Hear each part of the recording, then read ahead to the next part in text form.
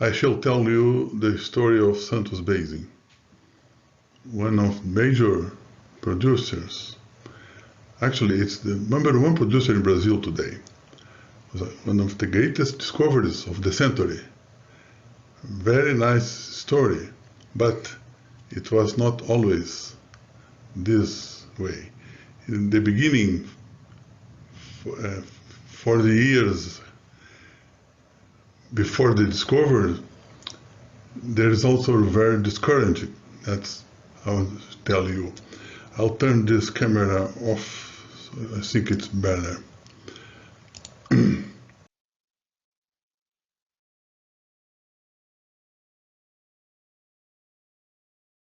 Santos Basin is in the southeastern coast of Brazil,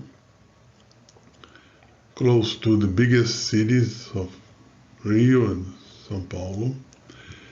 And the basement goes from the highlands, 1 kilometer high over here, down by step faults to -10 under the basin. And over there is the Paraná Basin, a Paleozoic one. This basement is made up of Proterozoic fold wells, gneisses and some volcanics, about 600 million years. And in between these highlands there is a rift, a Paleogene rift. That is important because up to the Cretaceous, most the sediment came directly from the highlands to the basin. After this rift was completed, much sediment was taken to the Campos Basin. So the huge turbidite fields are in tertiary Campos Basin. The Cretaceous turbidites are not so prominent.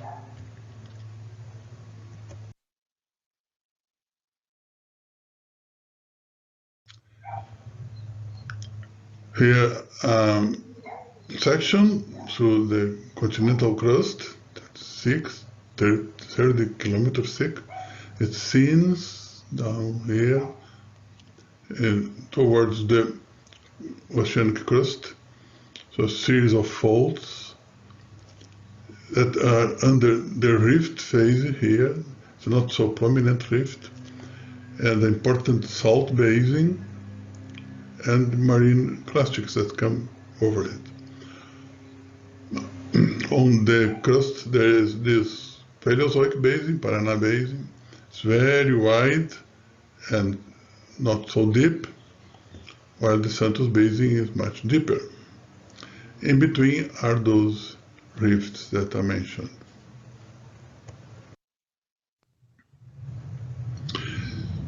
So Santos Basin is a very large one with wide shelf in shallow waters, and the water deepens down to the basin down there.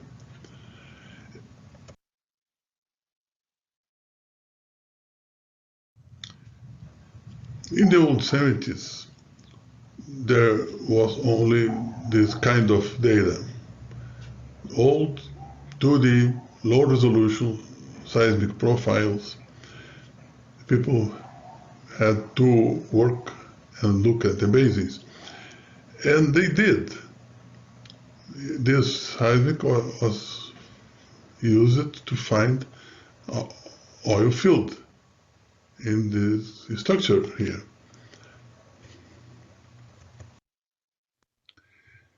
So, in the first 18 years, drilling was limited to shallow waters because of the rigs, only able to drill in shallow waters, jack-up rigs, and 59 dry holes were drilled. Not a very good start, eh? The only discovery was a very small one. Pecten from Shell found a gas field, very small, 0.07 TCF. It's only interesting because it's so close to this huge market to sell the gas.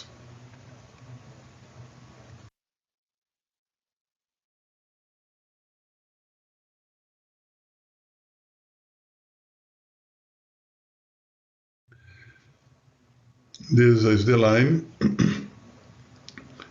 through the Merluza field. In 2D seismic, you can see that the Santonian turbidites are structured over these salt domes. This is how they discovered the gas in Merluza.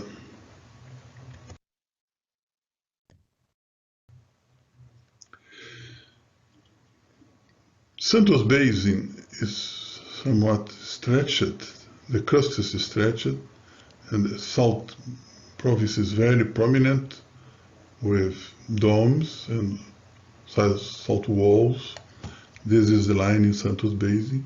And here is an in-campus basin, where the crust is not so stretched. The salt is important, but less prominent than in campus.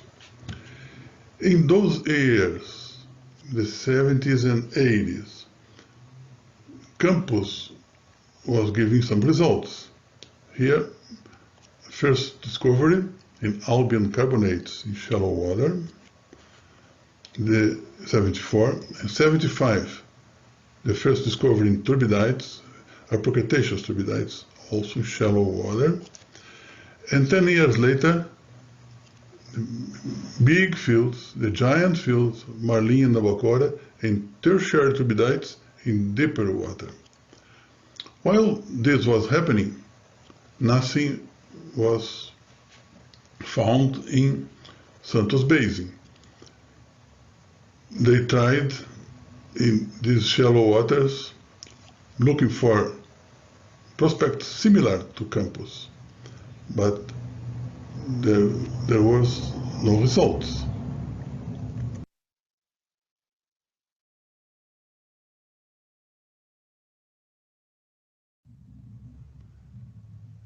And this was the picture of Santos Basin in '88. Some wells up here, and from seismic people could see the Aptian salt and the rifts down there. Not a very prominent rift. Rift is Bohemian on Proterozoic basement, then comes the salt, Albian carbonates, and the Cretaceous tertiary clastics.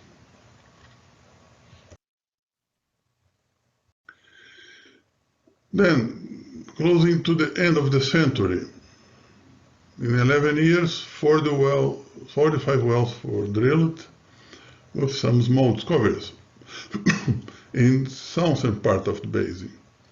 Here there is oil in Albian carbonates, very small fields, 30 million barrels offshore, not so good. It's only possible to take this oil because it's, again, not so far from the coast, so one could bring it to here.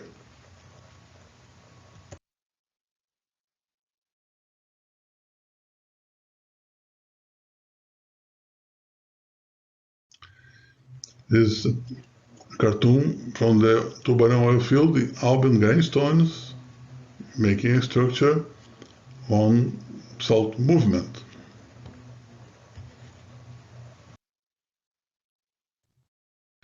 And this is a picture from that Albian grainstone with porosity, primary porosity at 4,700 meters. That's unusual.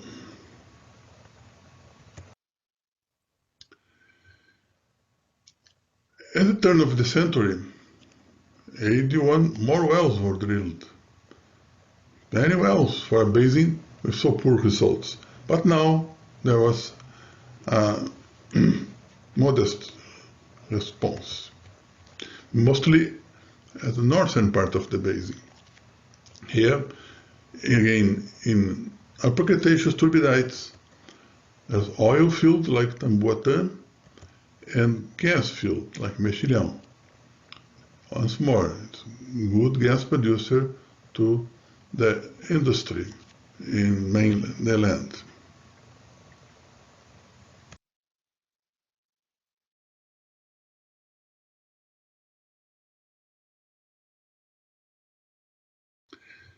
The seismic information was much better.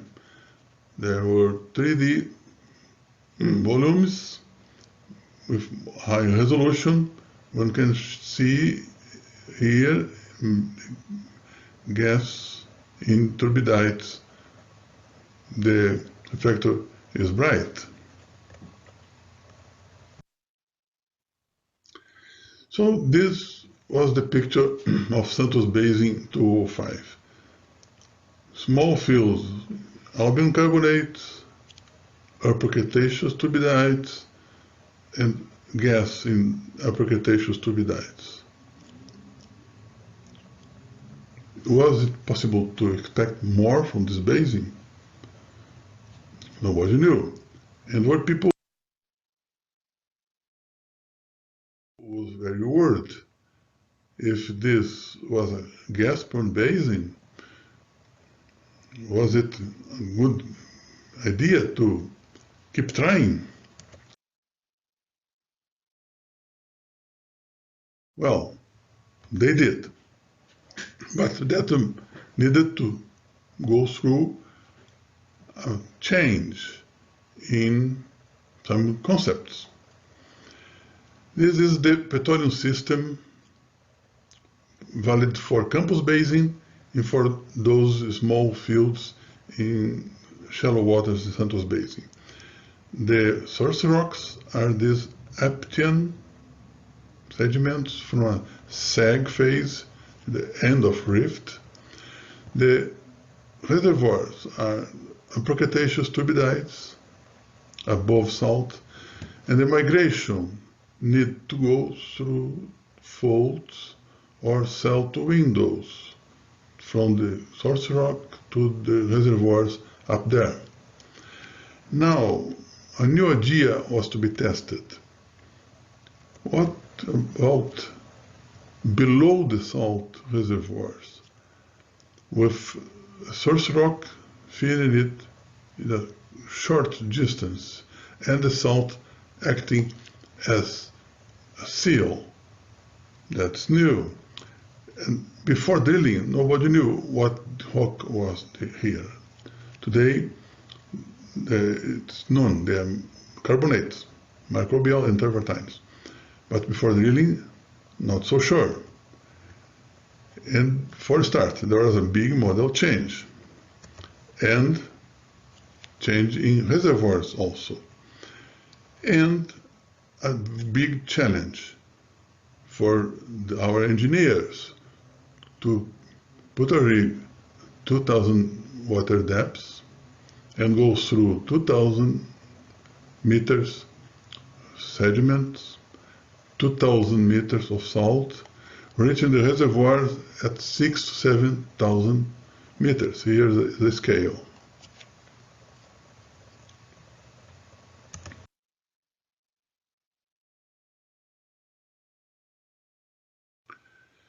And this was the data they had, seismic, showing this section sitting up here below the salt.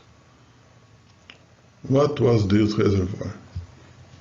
It was needed to drill, the rig would say.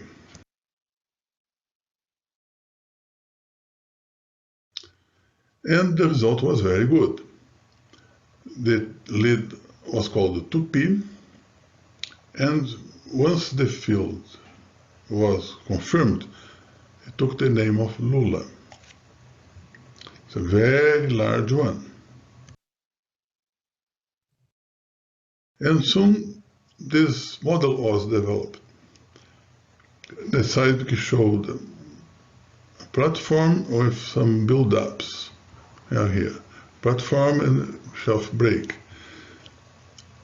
The model is a carbonate shelf with some build-ups at shelf break. Down here is a section that goes from the field of LULA in Santos Basin to the field of Jubarte in north part in Campos Basin. This carbonate platform is up more than 200 meters thick along 500 kilometers. And the petrography says that the carbonate can be microbial and travertine. I'll show you a close-up of this reservoir.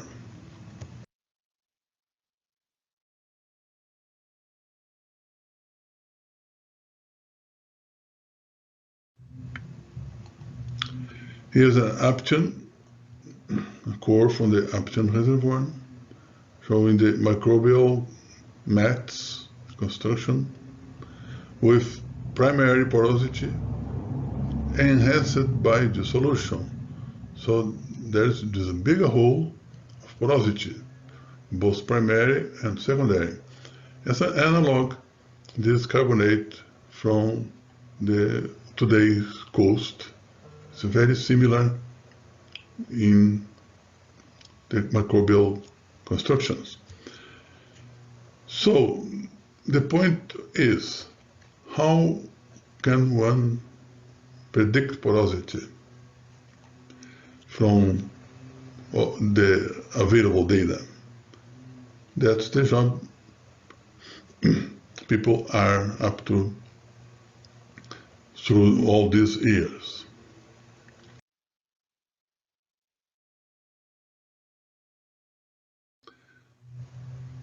Here's a picture at 5,500 meters, the micrography. One can see this secondary porosity in the carbonate.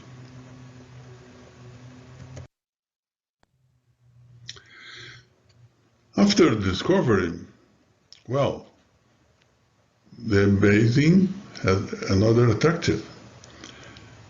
Lots of wells were drilled with very good results. Most of drilled in deeper water, resulting in a number of fields, oil and gas fields. We've started this LULA field, 8 billion barrels, well, much larger than those 30 million I showed you in Tubarão field.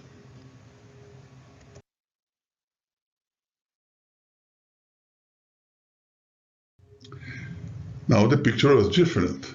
Here are the old shallow water fields and a new one in deep water. Very huge volumes.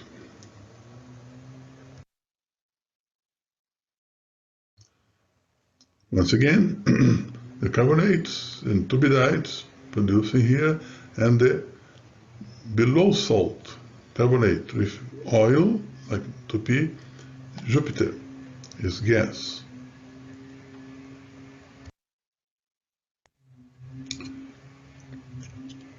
And more fields were discovered throughout the years.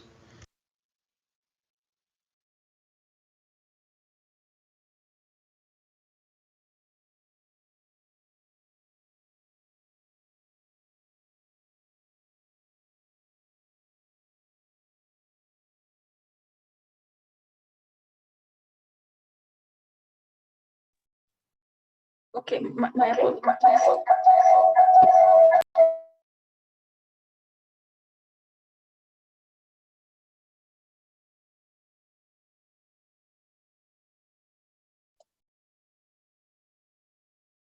apologies, I'm starting the presentation again.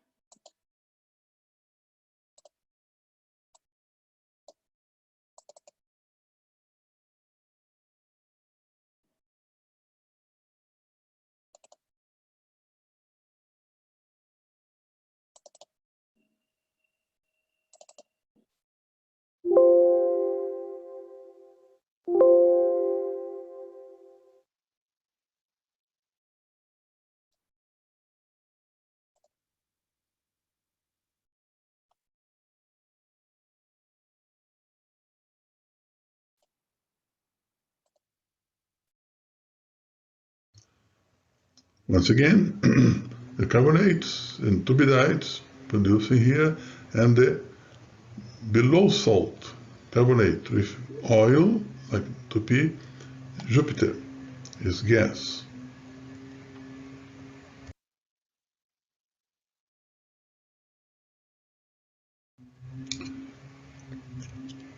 And more fields were discovered throughout the years.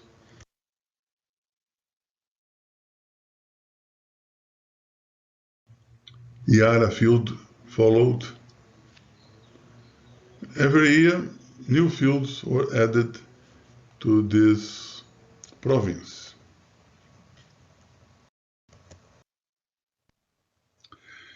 To summarize, it all started with a dry hole in 72.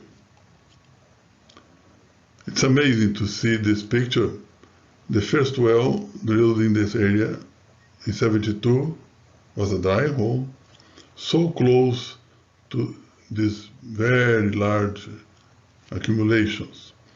But why did I add this well specifically? Well, because I was there.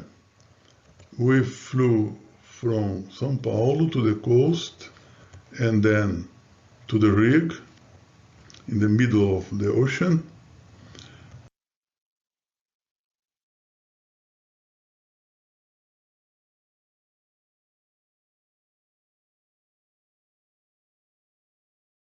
By this kind of chopper. It was hard to take off. The passenger had in excess of 200 pounds.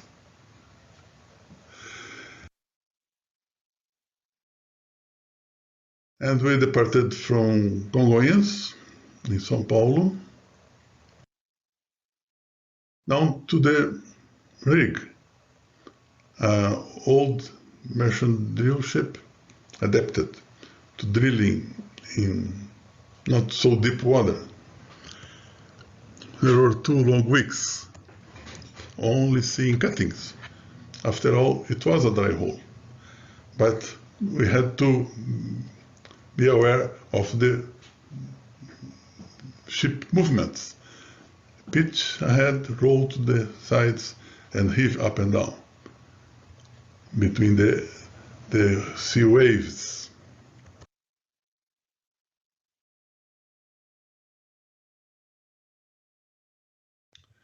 Well, that was all the picture of the basin. With the first discovery, gas in that Santonian turbidites, oil later in Albian carbonates, later more oil in turbidites, and gas in those upper Cretaceous. So at least in 06, oil and gas in deep water, and much deeper.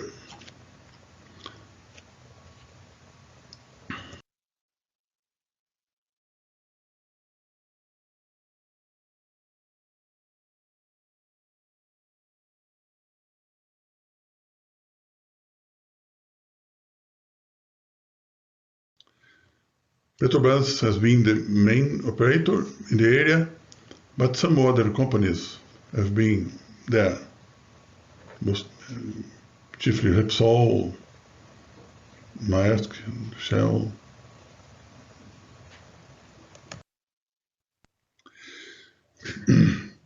a little bit of geology to see how this section, sedimentary section, was built.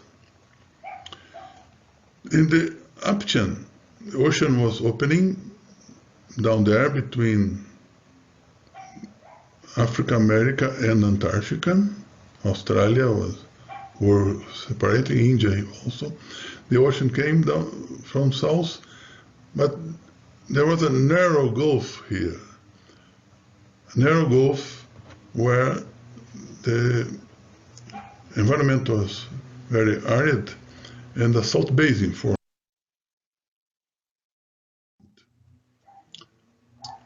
This reconstruction from the Jurassic, there's ocean all in the south.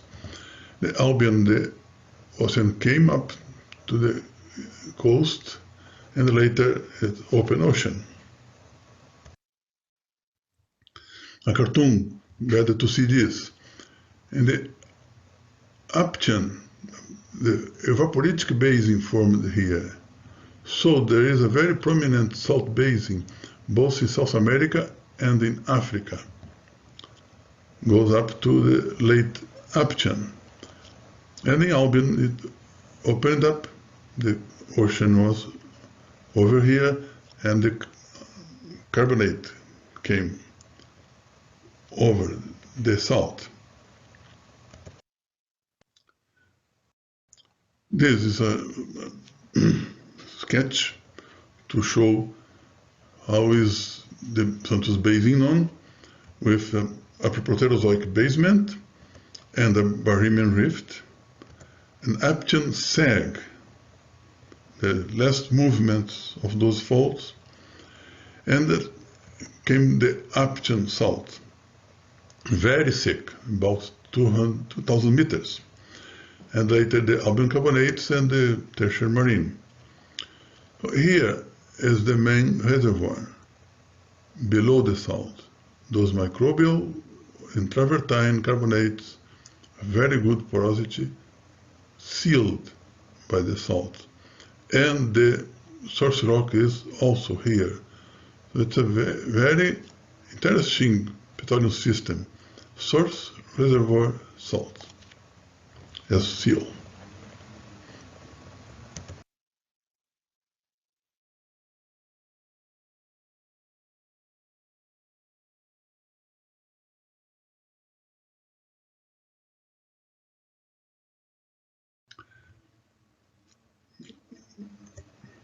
Now, the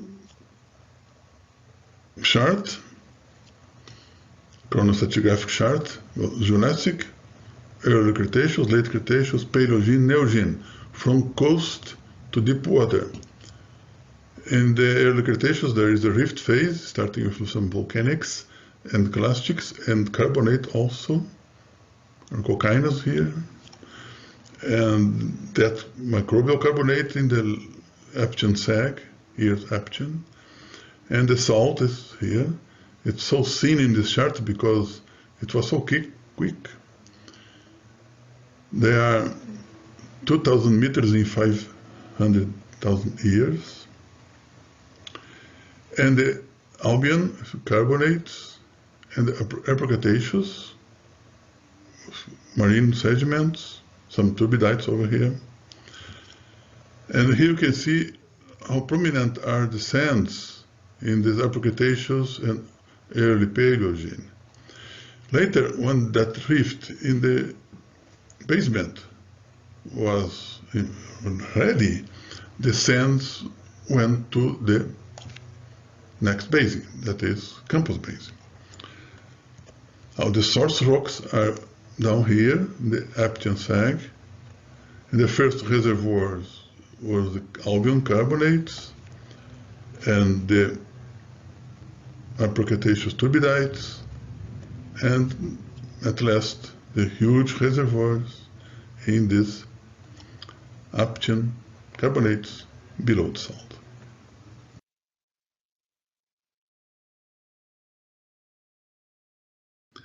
The salt so is a seal, and a very good one, very effective seal, keeping the oil in the sag down there.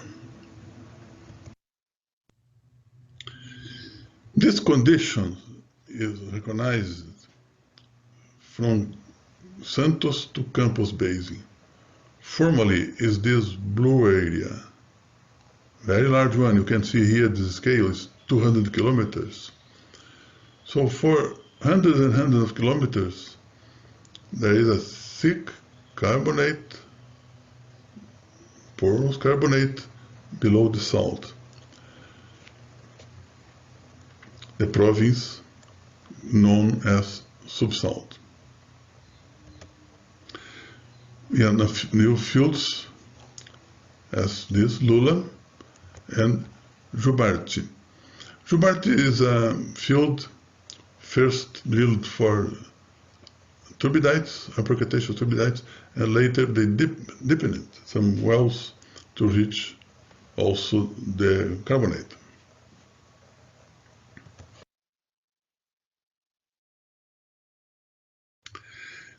Those are deep waters and far, 300 kilometers from the coast. That brings other challenges, operational and production, to keep all those rigs and all that personnel over so long a distance. And this slide tries to show you different situations that are being worked in the basin. This yellow and gray are concessions. The yellow in shallow water, the gray in deep water, but all bidded as concessions for some time, 20 some years. These brick blocks are owned by PETROBRAS because they were transferred from the nation through this law in 2010. And this blue line here encompasses an area that are from the nation to be bidded through another system, sharing contracts, again from 2010. And the first prospect bidded to this new sharing contract was Libra in the northern part of Santos Basin.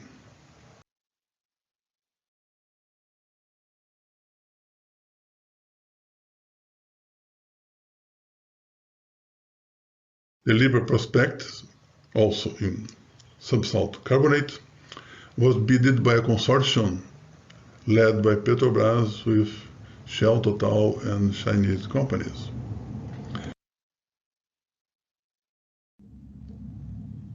The national agency made this map for the bidding, and they estimated 8 to 12 billion barrel oil with a net pay in exceed of 300 meters.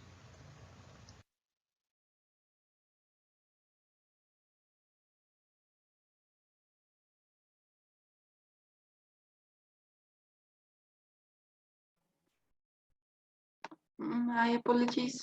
I'm opening it again.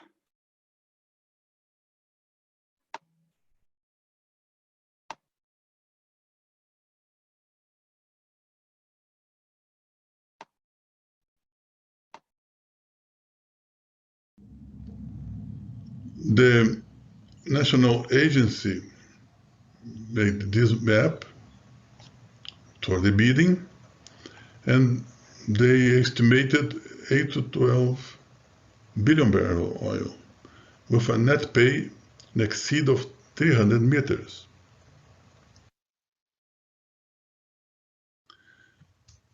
This is the data one can see in that area, with salt acting as a seal for the accumulation down here.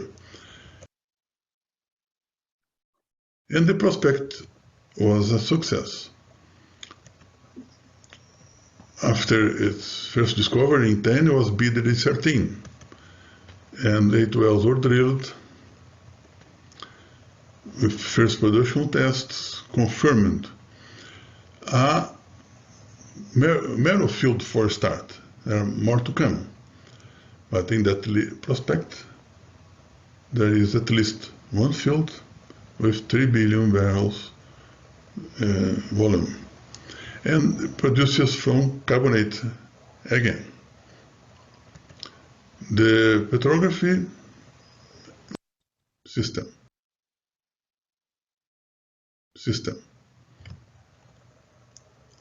like this. Narrow field is known as an Aptian counterpart of like Bahamas.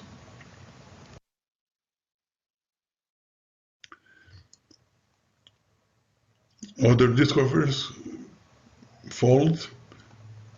This is not so deep, not so far, 200 kilometers from the coast.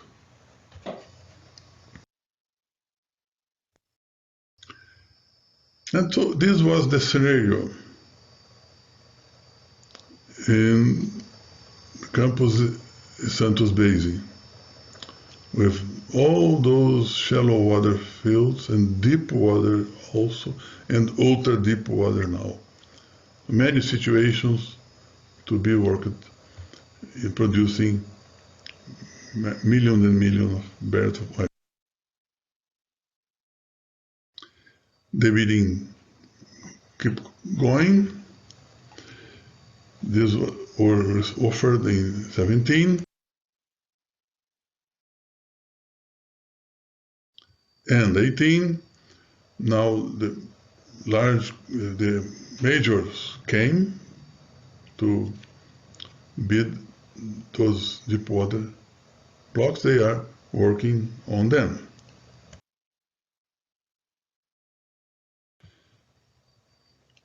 The nation reserves were so modest when considered only on land, onshore fields. This is a scale, 5, 10, 15 billion barrels. Even if one takes in count shallow water discoveries, not so large, less than 2 billion barrels reserve. Now, when deep water comes here, the reserves increased steadily. And then came the subsalt discoveries and that transfer of rights that is, by law, 5 billion barrels. All this would add another 15 billion barrels to the nation's reserve.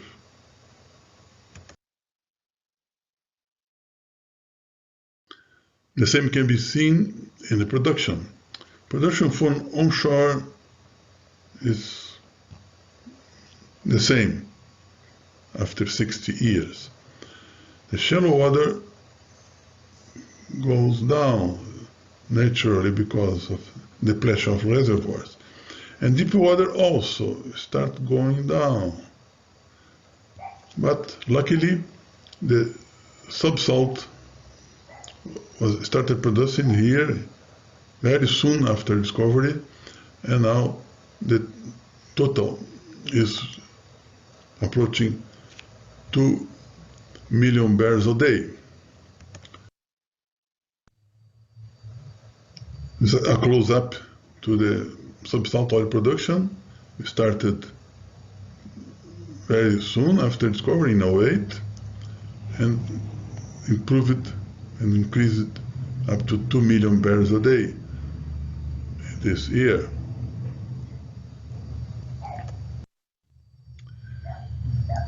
So this is the picture of Santos and Campos Basin.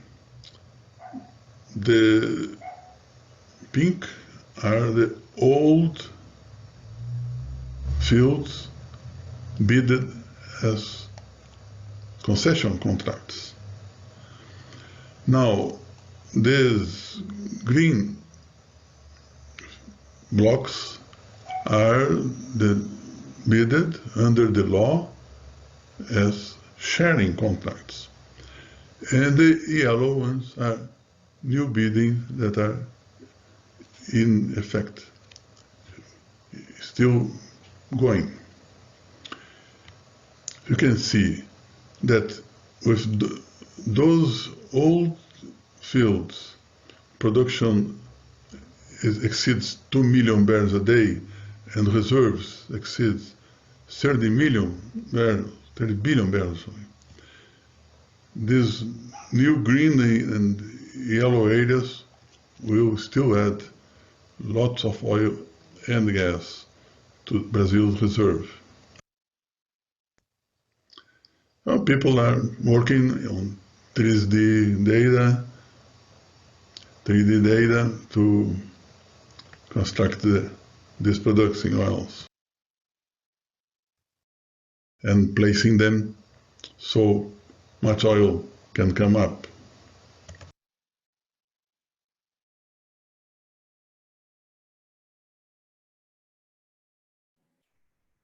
No. Yeah. My apologies.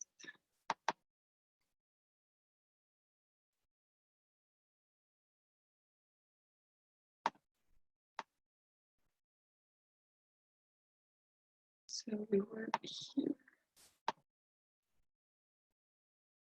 And placing them so much oil can come up.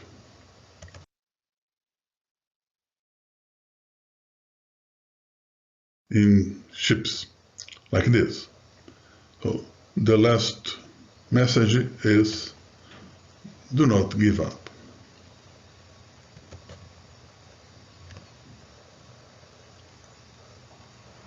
Thank you.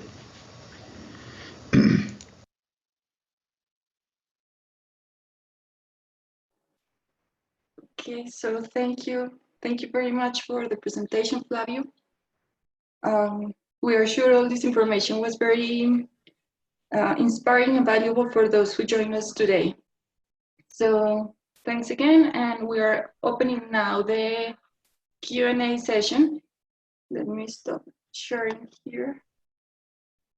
And we have a couple of questions. Do you want to read them yourself, or do you prefer for me to read them?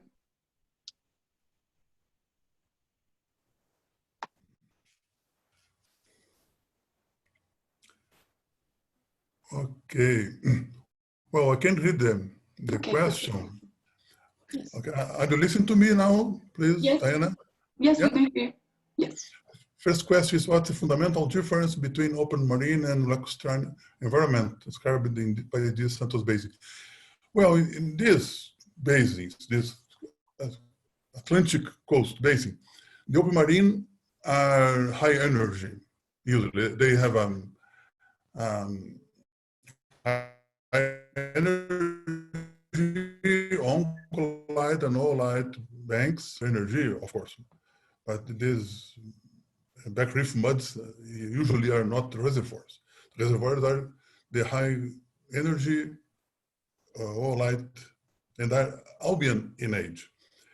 This lacustrine that is below the salt is low energy from microbial cyanobacteria, as they say, or some maybe chemio-derived travertines. Some buildups may be made by microbial also, or called bioherms or chemioherms when they are travertines. So the main difference is the open marine are high energy and are younger. The lacustrine are low energy and are older. Okay, the second is, what is the porosity of the Aptian microbial carbonates? Well, it's a wide range. There are places where there is only a little bit of primary porosity, something like 5 or 10%, and other places where the secondary porosity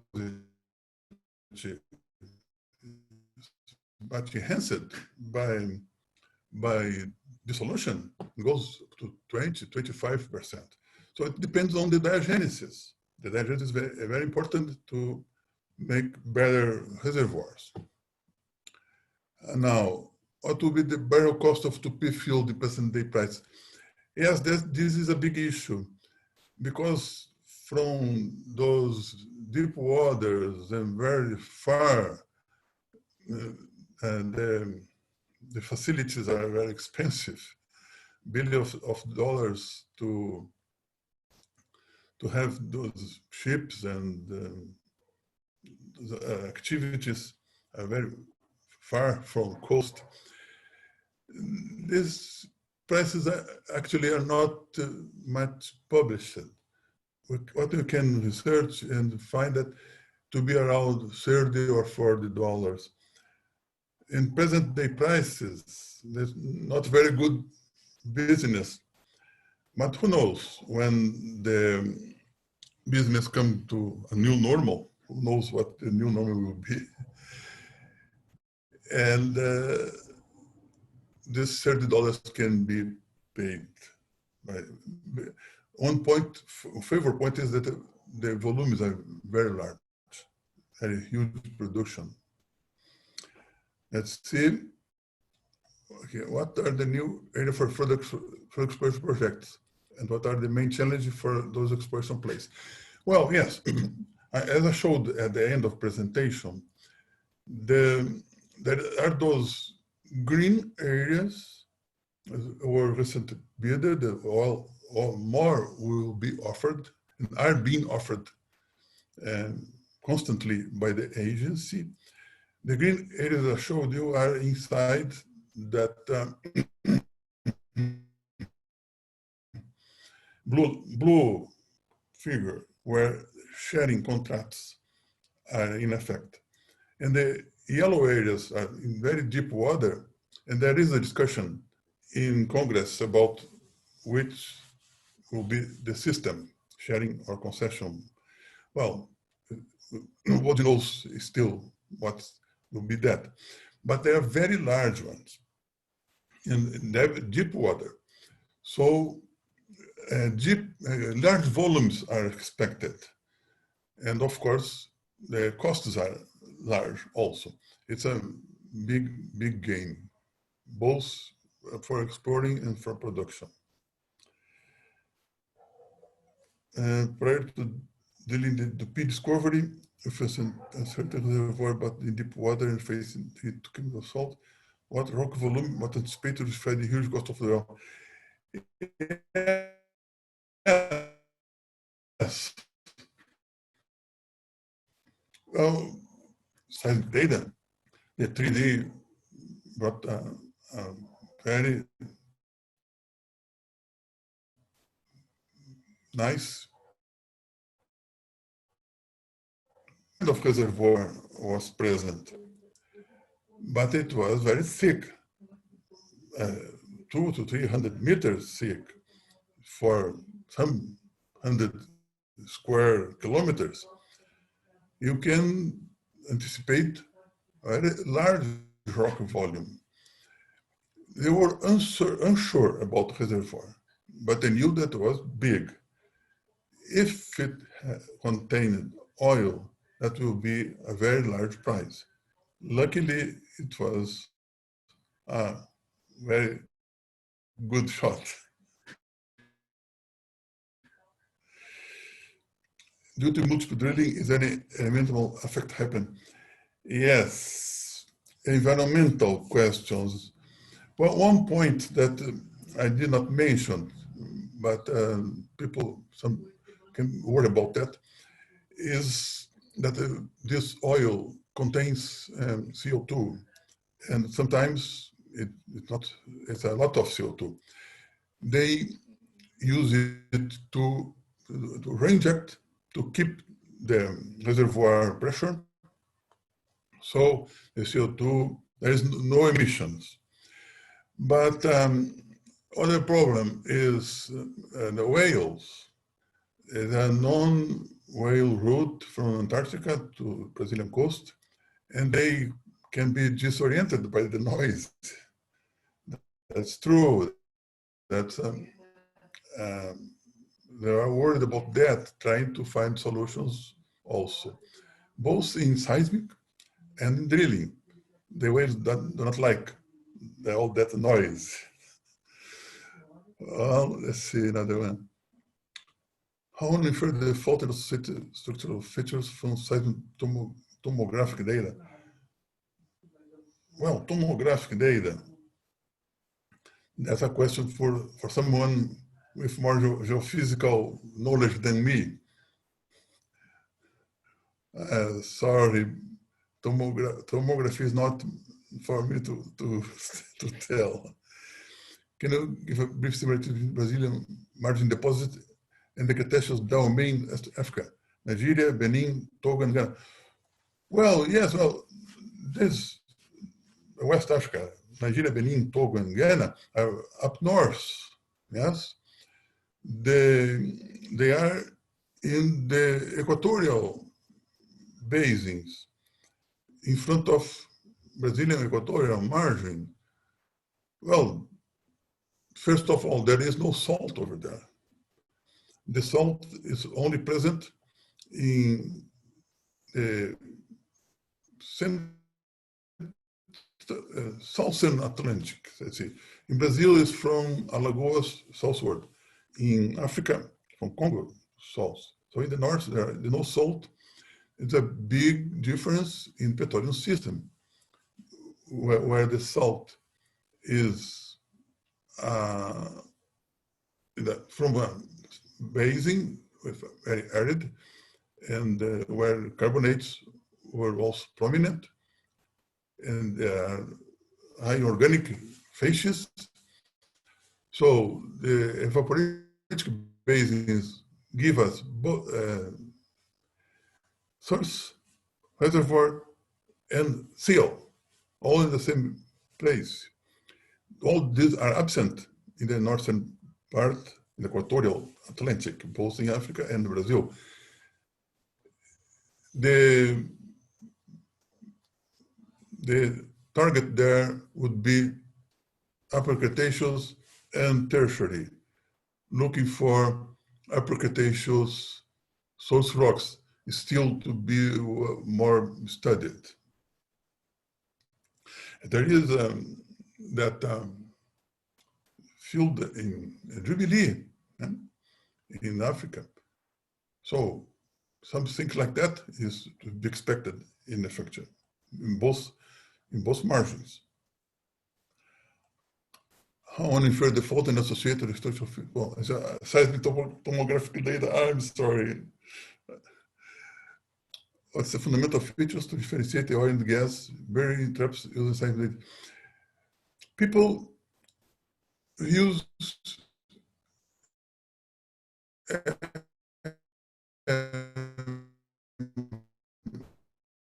amplitude versus offset. It's very good to differentiate oil and gas. The different properties from the seismic signal. The AVO has been a very good answer all through these prospects. Well, yes. Anything else?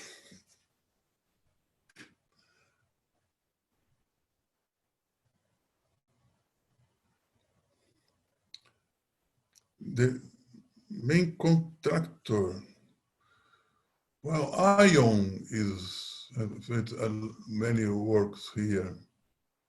And I showed you, let's see it.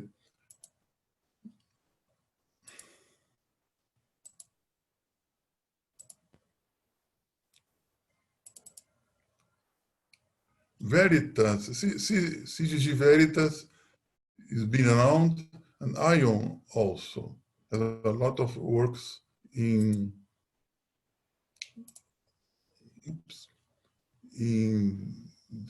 this coast.